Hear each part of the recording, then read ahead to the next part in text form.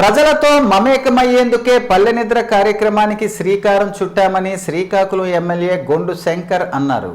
గార మండలంలోని పల్లె నిద్ర తొలి రోజులో భాగంగా బందరవానిపేటలో శుక్రవారం బస చేశారు. ఈ సందర్భంగా సాయంత్రం 6 గంటలకు స్థానిక నాయకులు కార్యకర్తలతో ముఖాముఖి మాట్లాడారు.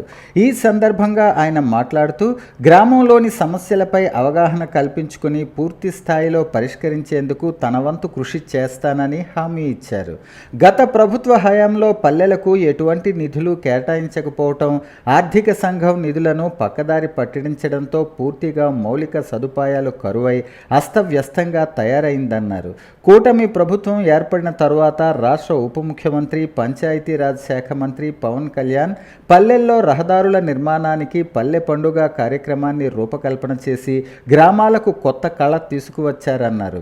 అలాగే 15వ ఆర్థిక సంఘం నిధులను కూడా పంచాయతీల అభివృద్ధికి కేటాయించడంతో వాటి గ్రామాల్లో కాలువల్లో రోడ్లు, పారిశుధ్యం, విద్యుత్తు తదితర మౌలిక సదుపాయాల కల్పనకు వినియోగిస్తున్నామన్నారు. పల్లె నిద్ర చేయటం ద్వారా గ్రామంలో చివరి ప్రాంతంలో ఉన్న సమస్యలపై కూడా దృష్టి సారించవచ్చని చెప్పారు. అనంతరం బందరవానిపేట వసతి గృహంలో విద్యార్థినులతో కలిసి సహపంక్తి భోజనాలు చేశారు. విద్యార్థినులతో మాట్లాడుతూ కూటమి ప్రభుత్వం విద్యకు మొదటి ప్రాధాన్యత ఇస్తోందని, గత 5 ఏళ్లలో గాడి తప్పిన విద్యా వ్యవస్థను గాడిలో పెట్టేందుకు రాష్ట్ర విద్యాశాఖ మంత్రి నారా లోకేష్ ఎంతో శ్రమిస్తున్నారన్నారు.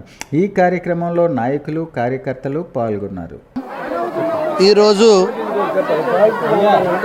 శ్రీకాకుళం నియోజకవర్గం గార మండలం బందరవానిపేట పంచాయతీ, ఇది పూర్తిగా సముద్రంకి 10 మీటర్ల దూరంలో కూడా లేదు, జస్ట్ 10 మీటర్లు కూడా లేదు.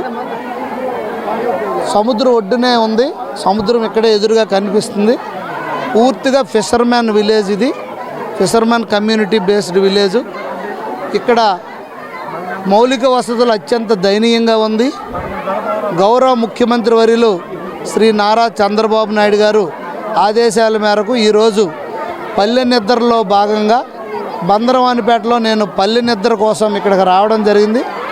క్షేత్రస్థాయిలో నేను పరిశీలన చేస్తుండగా ఇక్కడ డ్రైనేజ్ వ్యవస్థ కానీ, రోడ్ల వ్యవస్థ కానీ, త్రాగునీటి సమస్య కానీ చాలా దారుణాతిగా పరిస్థితుల్లో ఉంది. జలజీవన్ మిషన్ స్కీము శాంక్షన్ అయినప్పటికీ గత ప్రభుత్వ నిర్వాహకం వల్ల ఇది అస్తవ్యస్తంగా తయారైంది. కనుక మళ్ళీ గౌరవ ముఖ్యమంత్రి వర్యులు 3 సంవత్సరాలు కేంద్ర ప్రభుత్వం మాట్లాడి ఎక్స్టెండ్ చేసిన సందర్భంగా త్వరలో వర్కులు కూడా మొదలవుతాయని ఎస్సీ గారు కూడా చెప్పడం జరిగింది.